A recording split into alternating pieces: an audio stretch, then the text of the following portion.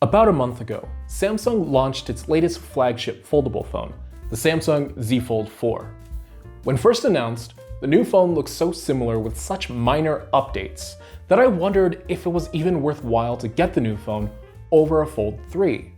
Now, having used the phone for a full month, I can confirm that the updates are all fairly minor, but they add up to such welcome changes that the Fold 4 feels every bit like something brand new.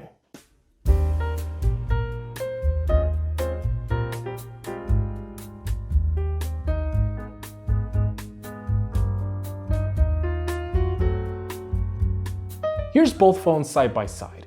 Difficult to tell them apart, right? The overall sentiment about the Fold 4 is that Samsung decided to not take any risks this year and only make small tweaks to the Fold 3. And that appears to be the case, but only on the surface. After all, both new and old phones look fairly similar. The Fold 4's displays are bigger by a few millimeters, both on the inside and outside, but you wouldn't necessarily be able to see that if you hadn't just used the Fold 3 for a full year. As someone who has used the Fold 3 for a full year though, those millimeters make a huge difference on the outer display. It now shows a few more words per line and provides just enough extra room for the keyboard to feel less of a chore. Over the next year, we'll see if I end up still feeling it's a nuisance, but this first month's been fairly positive. In terms of what you're liable to notice though, we now have flatter aluminum rails surrounding the device and a very slight decrease to the hinge bump and both screens' bezels, all of which I'm a huge fan of.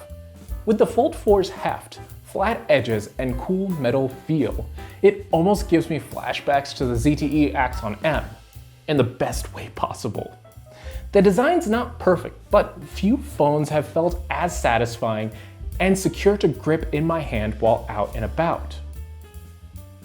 But the changes made to the Fold 4 run much deeper than cosmetics.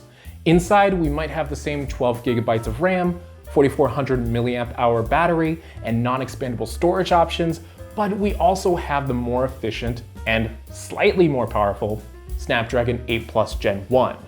I haven't really noticed any dramatic boost to general performance from the chip, but battery life has generally been better, with about 6 to 7 hours of screen on time, or around 4 hours of constant heavy usage via Pokemon Go. That's even though I've been using the inner screen quite a bit more, both because, yeah, I'm reviewing the phone, but also because it's so much easier to use. This time around, Samsung's redesigned the hinge with fewer rotating parts. The result is an opening experience that simultaneously takes less effort and feels just as solid as before. It's helped quite a bit by those new flatter edges, since my fingers now have something to grip onto without slipping. The trade-off is that closing the phone now feels a bit stiffer. I could see that being a point of contention for plenty of folks, but if I can get even a tiny bit closer to opening my Fold as thoughtlessly as my Duo 2, I really don't mind. Oh, and when open, the screen itself oddly feels more solid? It's hard to explain, but the feel of the screen itself is just slightly closer to a standard glass display compared to the Fold 3. That's especially with a noticeable decrease in the crease's size. I've seen a few reviewers comment that they can't really tell the difference, but it was pretty much immediately noticeable to me. It's now to the point where I can even run an S Pen across the display without the crease interrupting my stroke. In fact, when using it for line art with quick, confident strokes, I can hardly tell that there's a crease at all at this point. For other digital artists out there, I'll say that this is good enough as a digital sketchpad right now, and it'll likely get even better after a few generations. If you're in the market for both a small portable tablet and a new flagship smartphone, you could do a lot worse than getting this all-in-one. Be aware that the Fold 4 software experience is still very much a Samsung experience though. Animations feel a tad bit smoother with the latest version of their Android 12 One UI skin, and that's either due to optimizations on their end or a new chipset, but I can't really tell either way. it just works. And as always, there's plenty packed into One UI for the power users who might be attracted to this phone. Multitasking, which is still a ton easier to do on the Fold than any other phone without Surface in its name, is made even easier these days with a new taskbar added to the inner screen view. It serves the same purpose as the pinned sidebar we saw from Samsung with the Fold 3, but it feels much more intuitive and out of the way, stuck to the bottom of the screen. From the taskbar, you can access your app drawer, launch favorited or recent apps, and drag any app onto the screen as a floating window or split screen view. If it becomes cumbersome, hiding it is fairly easy as well, while still having gesture controls to quickly create split screen views. I'm glad to see a core navigation feature of desktop OSs making its way to Android in such a clean way. I'm a huge fan, even if it does interrupt the otherwise full screen view of some apps, like Shonen Jump. Overall, I really only have two software-related gripes. The first is that notification bubbles don't appear to be functioning as they used to. Even when manually set in chat settings, my texts and Facebook messages no longer pop up on the screen as a bubble. It's a minor inconvenience for sure, but it adds an extra step anytime I want to read or reply to a message or receive a two-factor authentication code. The second gripe surrounds Samsung's stock keyboard, which now feels decent to use, but has a blank space underneath the spacebar that closes the keyboard. Responding to Twitter replies and YouTube comments has become an exercise in trying not to hold my phone naturally. Otherwise, my hand constantly taps that space and threatens to delete whatever I just typed. I kinda hate it and hope it gets patched out with a future update. Those are both minor, livable gripes though. Anyone who could live with those and doesn't dislike One UI will probably have a good time with this phone. When it comes to gaming, the slight differences from the Fold 3 continue. The outside screen feels just a bit more comfortable to use horizontally for an extended amount of time, thanks to the flattened sides and a slightly larger screen. But I wouldn't want to play like this for hours at a time or anything. Jumping into a quick Genshin Impact session doesn't feel terrible though. That's an improvement over the Fold 3, which tended to feel pretty cramped. It really shows that small changes can actually go a very long way. Of course, opening up the phone is far more comfortable in general with all the extra room for controls. It's still not a perfect feeling screen for touch controls, but again, just slightly better than the Fold 3. The new backing of the redesigned screen is a bit more solid and goes a long way toward inching the phone toward the feeling of more standard glass. For the right game with the right controls set up, I could actually see myself enjoying touch controls at this point. Still, for any action-packed games, you'll want an external controller, and that's still kind of awkward. The flatter sides make clip-on controllers, like the GameSir X2, a bit more feasible, but I still feel weird about placing any sort of clamping pressure on the hinge, even if the phone's actually sturdy enough to handle it. For extra cautious folks like me, the inner screen's at least big enough to justify propping up on a table and using an Xbox controller. Although, that's not really the most convenient solution. As I found with the Fold 3, having a large screen like this is ideal for playing games while traveling, but I have to be willing to make some concessions to using the phone as a handheld device. If anyone buys the Fold 4 specifically for gaming, they'd probably want to keep a clip-on or portable controller on hand to really get the most out of it. But, will you get the most out of it if you're willing to work through the awkwardness? That 5x4-ish display is ideal for emulating retro consoles, whose games would typically leave large black bars on more conventional displays. Considering retro consoles are basically all that work on Android right now, unless you feel like tinkering with Switch emulators, there are very few phones on the market right now as good at displaying emulated games as Fold devices.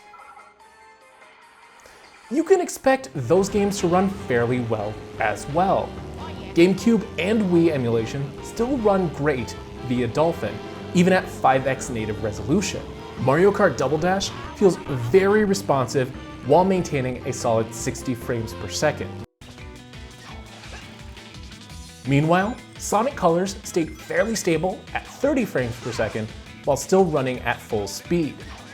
When testing different resolutions, I found that 5x native is about the limit of games running at 100% speed without any real fine-tuning.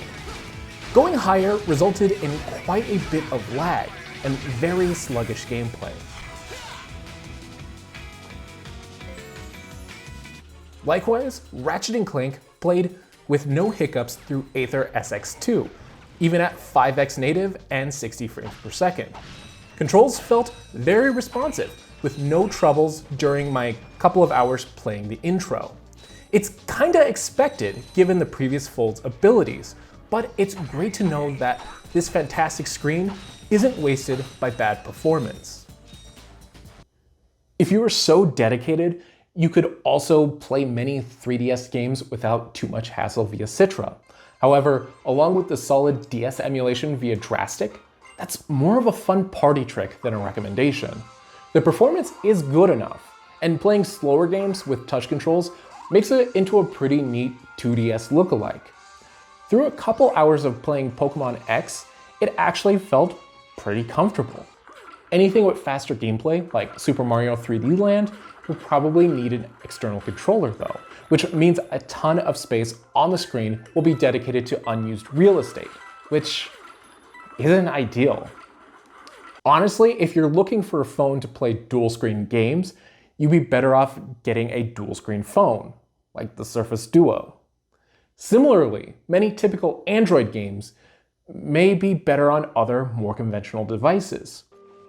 To be clear, even intense games like Genshin Impact run well.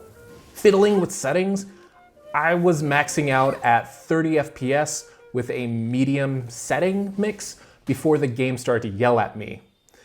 When these games scale to the full aspect ratio, it's great to have that much screen to play on, especially since many Android games, like Genshin Impact, have refused to integrate controller inputs.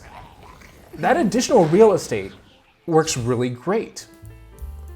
However, scaling isn't guaranteed. Pokemon Go's UI works most of the time, but can get weird sometimes when viewing it on the inner screen. Alternatively, Mario Kart Tour seems to have a max vertical height on the outside screen, which I guess might be okay if you really want to relive the days of the Fold 1. And that's not even to mention how cloud streaming services come with huge black bars above and below their video streams on the inner display. If you're one of the many people who relies heavily on cloud streaming as your main gaming platform, there are a ton of better options out there for much, much cheaper, even if they come with video streams that are slightly smaller. And that's kinda unfortunate, because at $1,800 when not on sale, you have to either really be into folding screens or want those unique aspect ratios. If not, there are just as performant phones out there for a third of the price, and small Android tablets that might satisfy any itches for a bigger Android screen. To summarize, the Fold 4 is an amalgamation of very small updates to last year's Fold 3. If the Fold 4 were your first foldable, or you're coming from something like a Fold 2, it'd be easy enough to not see the differences between the two devices. However, as someone who had been carrying a Fold 3 around for a year before, the differences between the devices feel remarkably big for how small the changes actually are. A lot of the general performance is still solid, even with the new chipset, but usability feels overall improved. Slightly larger screens, easier to open hinge, smaller crease, and more solid feeling inner screen all combine to create an overall more enjoyable user experience. Beyond a few smaller gripes, the only questions I'd ask someone before recommending the Fold 4 is whether they could actually make full use of a foldable like this, and whether the slight upgrades are worth the increased price compared to the Fold 3. Those are my thoughts though. I'd love to hear y'all's. Have you already gotten a Fold 4 and are having different feelings about it? Are you in the market for a foldable but aren't sure if the price is right just yet? Let me know down in the comments. Also, if you found this video interesting or informative, go ahead and give it a like to let me know. And get subscribed for more mobile tech videos in the future. If you're looking for more videos on foldables, you could always go back and check our previous reviews on the Surface Duo 2 and the Z Fold 3. If you couldn't tell from this video, I really enjoyed both, and they both really have their own specific use cases where they particularly shine. But that's all for this video. Until next time, catch you later.